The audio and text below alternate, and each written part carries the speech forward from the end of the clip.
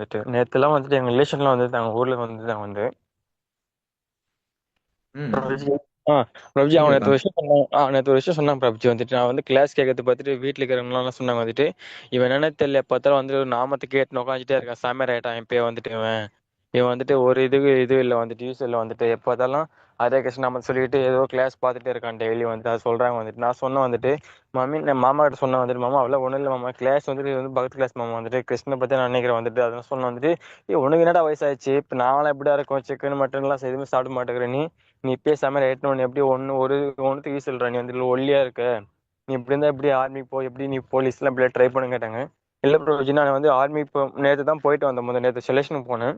அங்க வந்து ரன்னிங்ல வந்து கொஞ்சம் விட்டுட்டு வந்துட்டு கொஞ்சம் ஒரு ஒரு 100 மீட்டர்ல வந்து ரன்னிங் விட்டுட்டு கொஞ்சம் டைம் கம்மியாயிடுச்சு வந்துட்டு.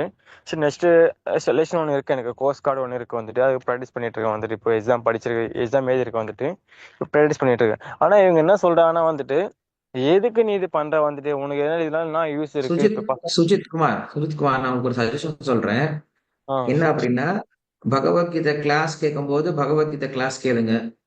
வேலை பண்ணும்போது வேலை பண்ணுங்க. படிக்கும் போது படிங்க. தூங்கக்கூடிய சமயத்துல தூங்குங்க. எந்த சமயத்துல என்ன பண்ணணுமோ அந்த காரியத்தை பண்ணுங்க. வீட்டுல பிரச்சனை வராது. ஏன்னா வீட்டுல பிரச்சனை வராம நம்ம பக்தி செய்யணும். நீங்க செய்யக்கூடிய பக்தி அப்படிங்க என்ன தெரியுமா ஆகுது? வீட்லயும் பிரச்சனையை உண்டுபடுத்துது. அவங்களுக்கு தப்பான எண்ணத்தை கொடுத்துது. பக்தி செய்யறவங்க எல்லாம் இப்படிதான் இருப்பாங்க. ஒன்னும் வேலை செய்ய மாட்டாங்க. அவங்க சோம்பேறிகளா இருப்பாங்க. பொறுப்போட இருக்க மாட்டாங்க அப்படின்ற எண்ணத்தை கொடுத்துடக்கூடாது. உங்களுடைய கடமை என்னவோ அந்த கடமையை சரியா செய்யுங்க.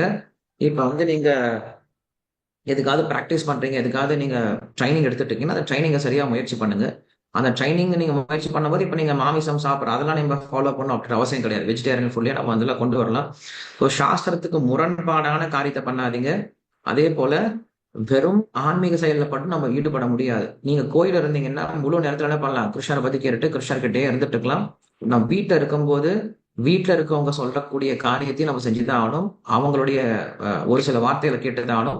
சாஸ்திரத்துக்கு முரண்பாடு இல்லாம அவங்க சொன்னாங்கன்னா அதை கேட்டுதான் ஆகணும். நமக்கு உண்டான கடமையை நம்ம செஞ்சுதான் ஆகணும். நமக்கு என்ன வேலை இருக்கோ அந்த வேலையை நம்ம செஞ்சுதான் ஆகணும். அதுக்காக நம்ம விட்டுட்டு நம்ம உட்காந்து இதையே கேட்டிருக்க போறது கிடையாது. கேட்கவும் முடியாது. அது கிருஷ்ணரை ஒத்துக்க மாட்டார். Okay okay okay. நீங்க நீங்க உங்களுடைய ஒர்க்கையும் பாருங்க.